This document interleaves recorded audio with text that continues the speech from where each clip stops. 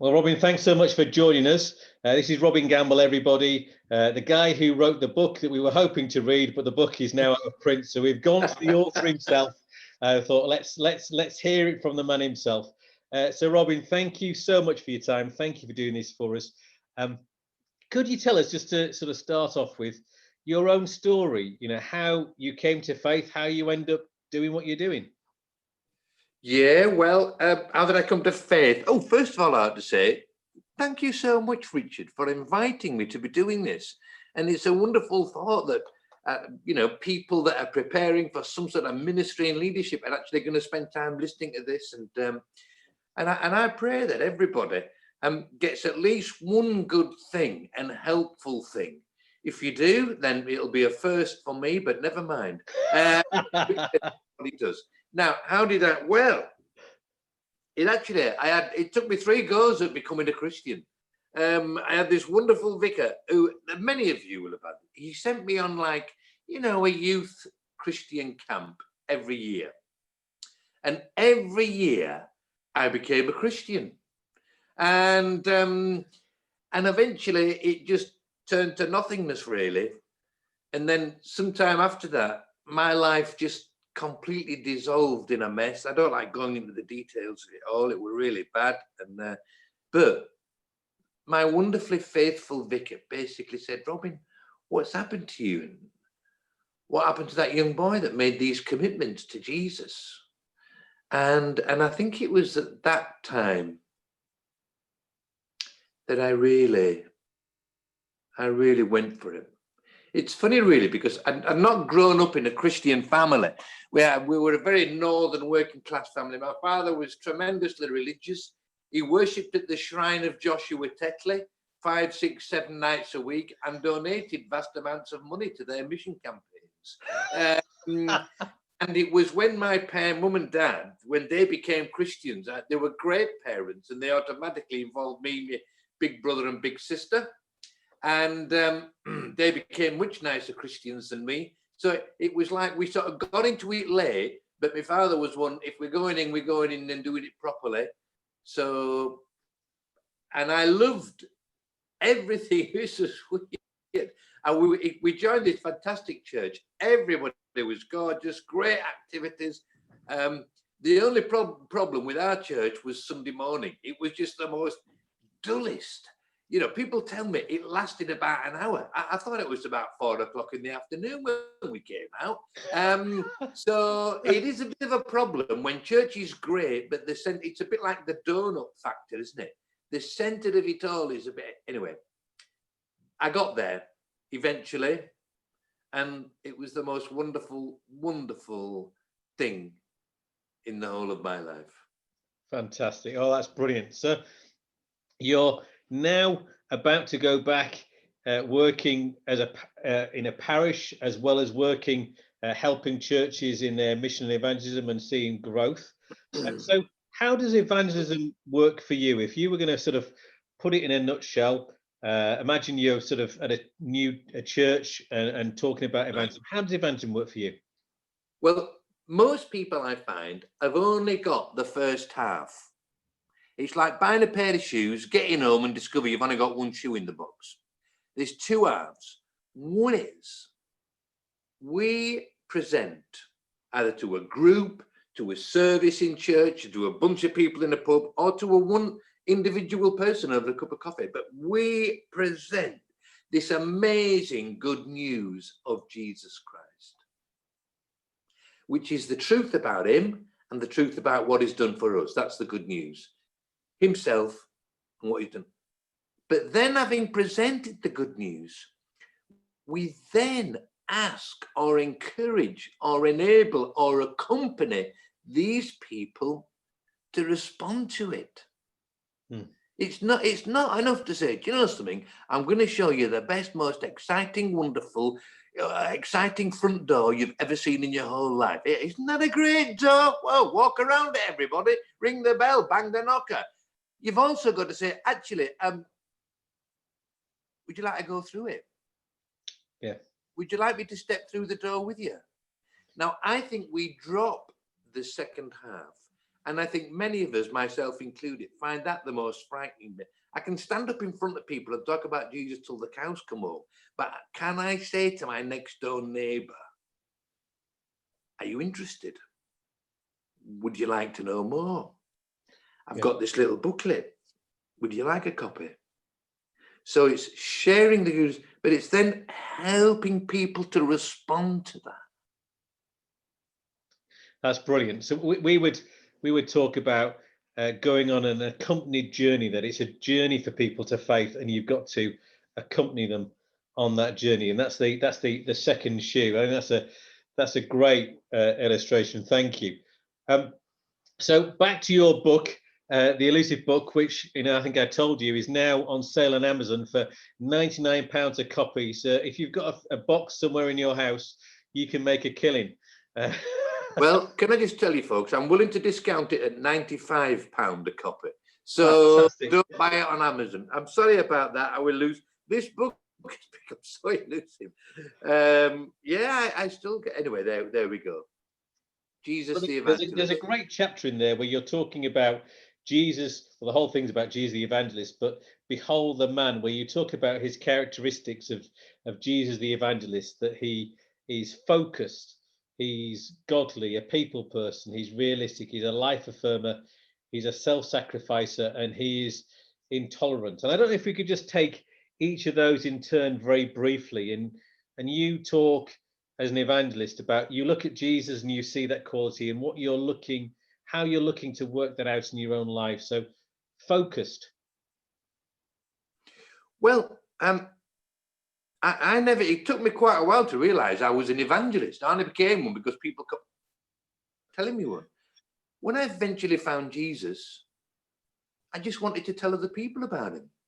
I mean, when else did I want to talk about it? Just like you go on a fantastic summer holiday and you love to show people your photographs. And nobody told me that I was doing this stuff called evangelism. I was just saying, it is amazing. I've had this incredible experience, blah, blah, blah. And I don't know how you get focused. I don't really understand people who are not focused. Yeah. I mean, Christians who are not focused. I mean, if you're a Christian, you say, right, I have met Jesus Christ. He's Lord of my life. He is my pathway. He is the good shepherd. He's the way, the truth, and the life. And it's going to take me to heaven. What do you mean you're not focused on him? Well, what are you focused on? I mean, and I don't mean focused in a forcing way. But just, he is the most beautiful man who's ever reached out and touched me. Yeah. It's like it becomes your heartbeat, doesn't it? It does. Yeah. It does. And not only do I, even more than me being focused on him, of course, it's far more important, is that he's focused on me. Yeah. Yeah. Which I found amazing. So godly is the second characteristic. What would you say about that in terms of being an evangelist? It's very difficult to talk about godliness without talking about sort of churchiness or religionness or following the rules, isn't it? It's just, the older I get, the more difficult I find it to put into words what I feel about this man. Because I just see so much more and more and more depth and wonderment. So by godliness, I just think, well, as he himself says, if you want to see what God looks like, look at me. Yeah. Which is either the statement of the most egomaniacal, self-obsessive human being, or it's a genuinely modest man trying to help people to find God. Brilliant. Love it. A people person was the next one when you looked at Jesus. How does that work out for you? Well, I spend a lot of time with clergy and with coming to be clergy. And I think there's two basic questions. Do you really like God?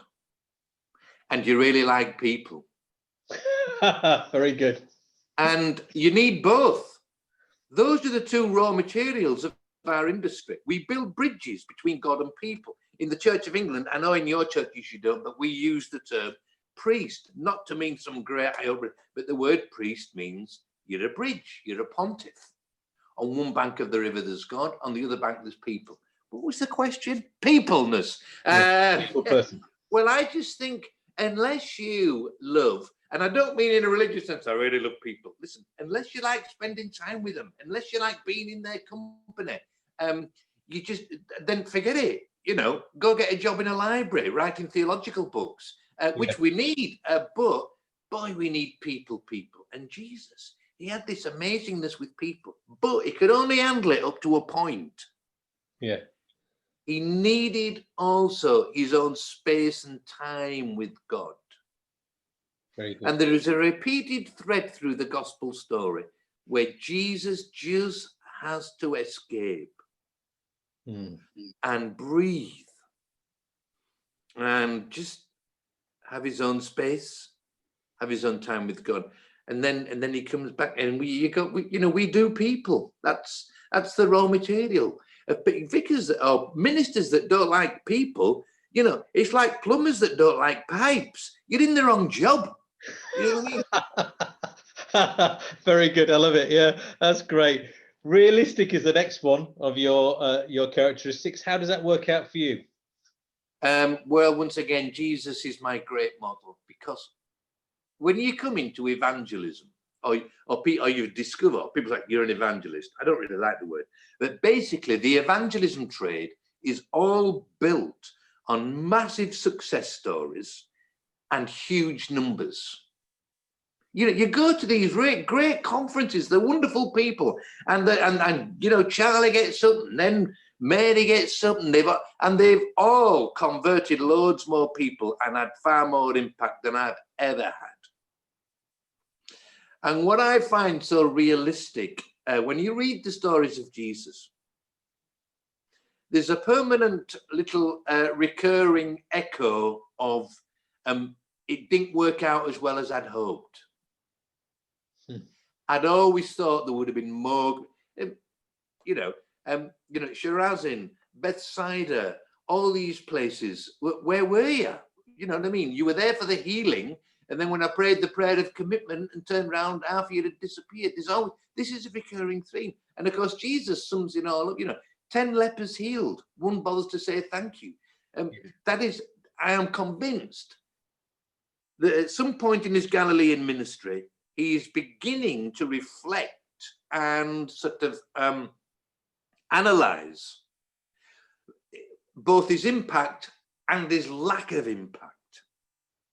And I mean, the parable of the sower, which we so mistakenly think is a children's story about, planting bulbs. It's not. It's the most important analyzing story for evangelists and ministers, and it's Jesus reflecting on his ministry, saying, this is actually what has happened. And I am left with a faithful handful. I mean, at the end of 3 years ministry, he's got 120 companions holed up in Jerusalem. Yeah. So I think that the whole thing is so realistic. And that makes it's so encouraging, isn't it? To think in that sort of way. I remember once reading the parable of the sower, somebody said, Jesus told it in order to keep evangelists sane. Yeah, well, that is great. Yeah. Because I think once you start to see some people come to faith, that's when it really does bite. That they don't all make it. Yeah, brilliant. So the life affirmer was the next one you talked about Jesus. How does that work out for you? Well, I suppose when I became a Christian, I was then in like this, it was brilliant. I was in this great Church of England, very evangelical, charismatic sort of youth group and church. And then I went to a very evangelical theological college called Oak Hill, which is a wonderful place. And I learned so much. I don't think we ever learn, look, why don't you just sit back and enjoy life a bit more?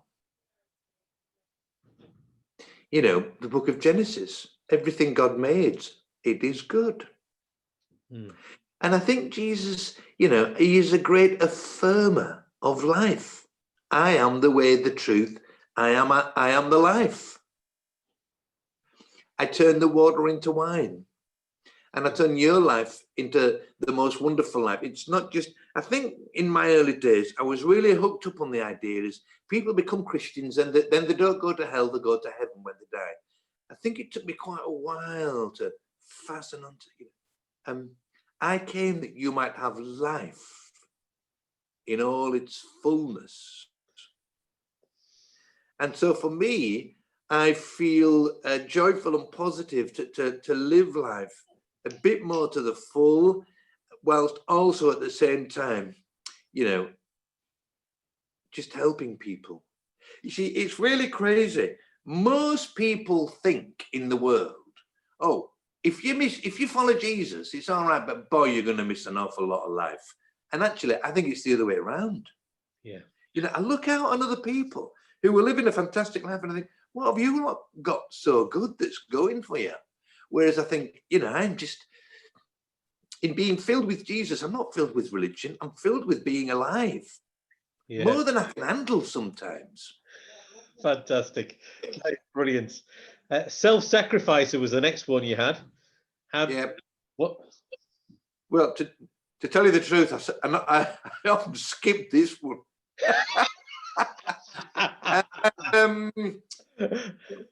Well, yeah, I do. Richard, I think our human culture has changed. I remember when I was a young man, even if you weren't Christian or religious, loads and loads of people had huge ideals and commitments. I had friends who were very committed to political causes. In my case, they were all left-wingers and they were making sacrifice. And it seems to me we've turned into something whereby life is all about me and just expressions, my space, my money, my time. And I think Jesus challenges us. One of the biggest challenges in my life was actually start giving a lot of money to Jesus. I am so tight-fisted. Actually, I'm not. It's not so much tight-fisted. I'm just so greedy when it comes to money. I love it, and I love all the things it buys. And I made a great thing in life. I married a woman who loves giving money away. It drove me around the bend for the first year or two. Flipped me your neck. If we got letters from friends saying they were broke, I'd hide the letters under the settee. And but she has taught me in Jesus the joy of giving. Yeah.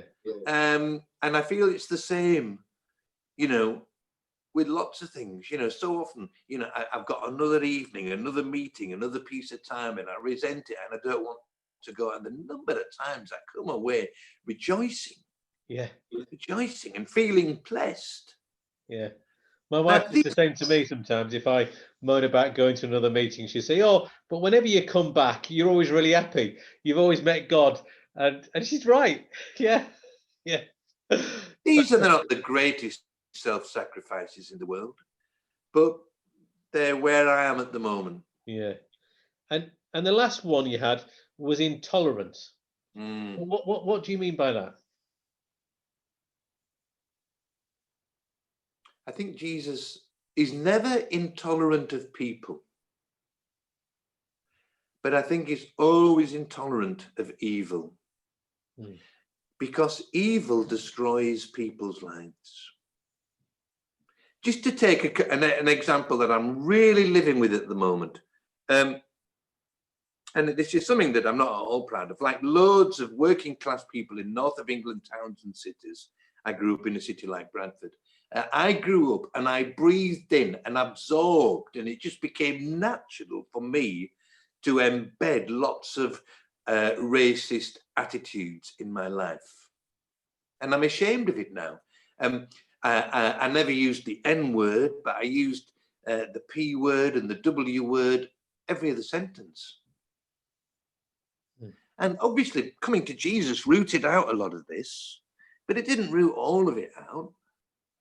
And I suppose with the Black Lives Matter movement, I've had to think afresh and feel afresh. Jesus will not tolerate one shred. And he understands that I was brought up with all this and it was like taking in my mother's milk.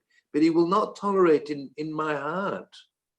And so I think Jesus is so tolerant of people. You know, there used to be a thing, didn't there? You know, love the sinner, hate the sin. And I think Jesus, more than anybody else, shows that. Fantastic. That's brilliant. So let me sort of change tack if I can and ask you. So, you know, this video is going to be going to people who are going to be being trained. Make it one question. I need to have a drink of tea. Yeah, you have a drink of tea. You have a quick drink of tea then, and I'll ask the question more slowly. What would you give as tips to people who are going to be in some sort of leadership in churches, how to help both themselves and their churches become more effective in reaching out to people who are not yet Christians? Well, as well as working for the Church of England, I'm also part of an organization called Leading Your Church into Growth, where we teach leaders, ministers, and key lay leaders that tend to come in groups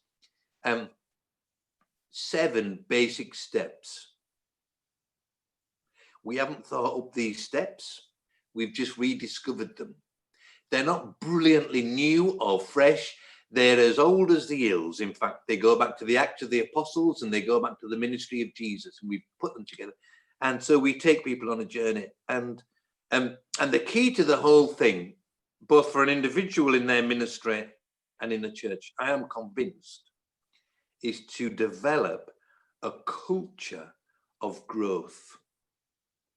Because growth is on God's heart. And growth, it's not just about more people, it's also about more of God in the people and more impact in the world. But it is about, you know, God longs to see more people, not because he wants to boost the membership of the church, but because he wants to rescue more people. He wants more people in his lifeboat rather than in his church. And we need that culture of growth. And I feel that's where that is the first step on our 7-step journey. Culture of growth. That's fantastic. So, can you unpack that a little bit for us? You know, if right, someone's leading a church, how do you develop a culture of growth? What are you looking for? Right. What are you looking for is basically to grasp God's vision, and it's there at the heart of the Gospels. There are 4 wonderful growth parables: the seed that grows, the mustard seed, the parable of the sower, and the wheat and tares. And on every occasion, Jesus says, the kingdom of heaven is like. Now, I do know that we can't say the church is exactly the same as the kingdom of heaven, but I'm pretty certain that they live in the same street. So it's close enough for me. So, and it seems to me that, you know, everything about what Jesus is trying to achieve is about growth.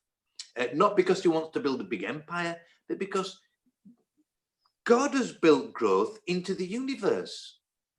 All living things grow.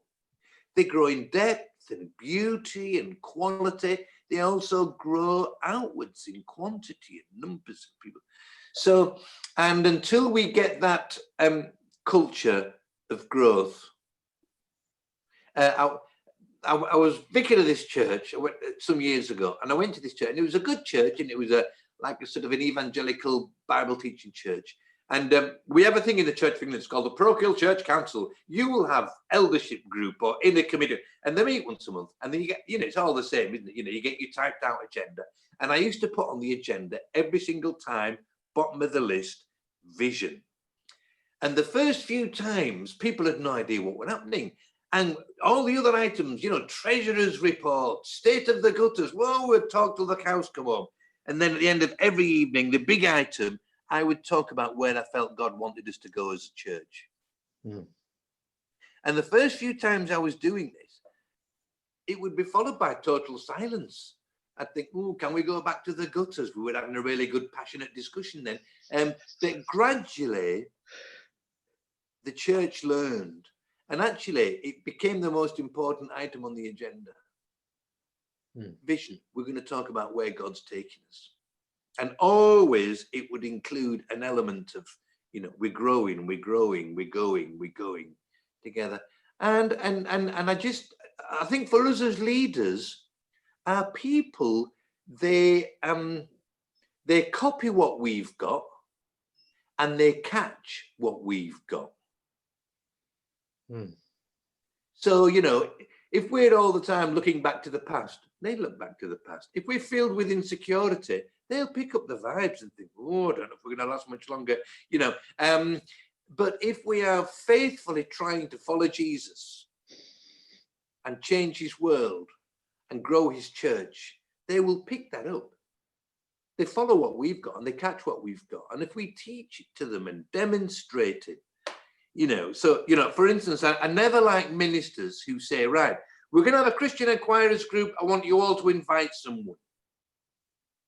We've got to lead the way. I've got to make my own little list and think, right, I've got 5 people I'm going to invite.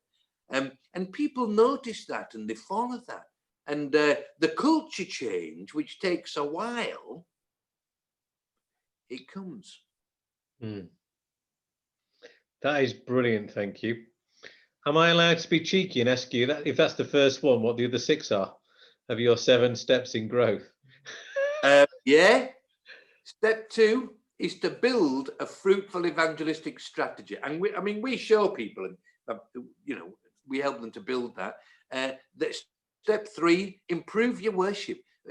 The vast bulk of churches, whether they're traditional Catholic or middle of the road Anglican or very liturgical or absolutely going for it charismatic, we all tend to have services that are too long, too wordy, and which don't connect with ordinary people. They connect with us. We love it. So we have so step 3, you need to do something with your worship. Step 4, we simply need to become an inviting and welcoming church. It's like the parable of the banquet. Just start inviting people. It's no wonder if nobody comes with it. And that was step 4. Step 5, we need a whole trackway from convert through to discipleship. So we don't just get people in, we really take them on a journey. Step 6, we need to turn our church organization into a family with relationships and warmth and welcome. And then step 7, having absorbed all this, you then need to sit down, be honest with your people, build a plan, get some help, and go on a growth journey, which will need to be about 2 years in the first place. That's brilliant. I love it. Thank you so much for sharing. That's great. So one final question then. So somebody's leading a church or leading a group and they know instinctively they're in terms of their gift mix, they're not really an evangelist. Maybe they're a pastor teacher, something like that. What would you give as tips to somebody like that in helping their church to move to be more effective in mission? Well, for one thing, I would forget the concept of the gifted evangelist. You know, the word evangelist only appears 3 times in the New Testament. Yeah. It appears in Timothy, Philip the evangelist, right at the end of the Acts of the Apostles. He has 4 daughters who were prophets. Well, if I had 4 daughters that are prophets, I would go out and become an evangelist, I can tell you now. And it appears in the list in Ephesians. In other words, these are all phase 3 eventings in the early church history. Phase 1 is Jesus. Phase 2 is the apostolic church. Then as the church begins to settle down and take shape, only then do we hear of the word evangelist. The idea of a gifted evangelist, it appears to be nowhere in the ministry of Jesus. I think Jesus is not looking for people with gifts. I think he's looking for faithfulness. Who will just, and you know, in the Church of England, if you're a vicar, and of course 90% of them, the first thing they say to me is, this isn't in my gifting. And I'm saying, well, I'm terribly sorry, because it's in your job contract. What do you mean? Well, when you were ordained, you made it, the bishop gave you a charge, which included the phrase, go out, if I can remember it, go out into the wilderness of this world and find the Father's lost children. And you know, I get moved, Richard, every time I think of those words. Nothing about if you happen to be an evangelist. listen, we're going to pay you and we're going to provide a house so that you can go out into the wilderness of this world and find the Father's lost children. So the first thing for a minister to do is to forget what you're not and focus on what you are. You are called by God to lead this church, to teach the word, to pastor the people. And you can't possibly do that without also sharing the good news into the world. It's all part of the same tapestry. You know, in painting, I do paint a bit, and no matter what colour you're using, there are only 3 primary colours: red, blue and yellow. No matter what we're doing, we pastor, we teach, and we take the good news. I almost hesitate to use the word evangelize because it frightens the living daylights out of so many people. And so that's the first thing. And then the second little tip I always share with our people and with our ministers is always keep a list of people. You'll bump into them in the supermarket. You might live next door to one. You might be related to them. And all of a sudden you just see there's an opportunity. They're getting a bit interested. And in the past, when I had these people, the next job was, I have got to tell you all about Jesus. I've dropped all that now. My next step is I don't tell them anything. I ask them what they think. I mean, they know what, they've got a pretty good idea what I think about God, but as the conversation, I say, so, well then, you know, what do you think about God? Did you ever used to go to church? What do you think about it? And then I really, really listen as hard as I can to what they start to say to me. Sorry, I'm sort of sticking sessions into little 5-minute answers here, Richard. Brilliant. I mean, that's fantastic. I mean, I think one of the things we'd often say to people is listening is a more important skill than talking in reaching out to people, to listen to where they're at. And I think, I don't know if you've, another thing we'd sometimes say is that evangelism mission is about joining with God in what he's already doing in people's lives. He draws close. And this, you know, what you said about people seemingly being more open, it's that, isn't it? You're looking for where God is at work in people's lives. Yeah. And I used to try and have this supernatural perception, you know what I mean? See, and I was rubbish at it. So now I just ask them. Yeah. You know, it's far easier. Yeah. Hey, working out what God's doing, I've been working for years. So can I just ask you, what do you think about God? Where is God for you now? What do you think about it? And their answer makes it obvious where they are. Yeah. So I ask loads of people. It's like I'm sifting through, you know.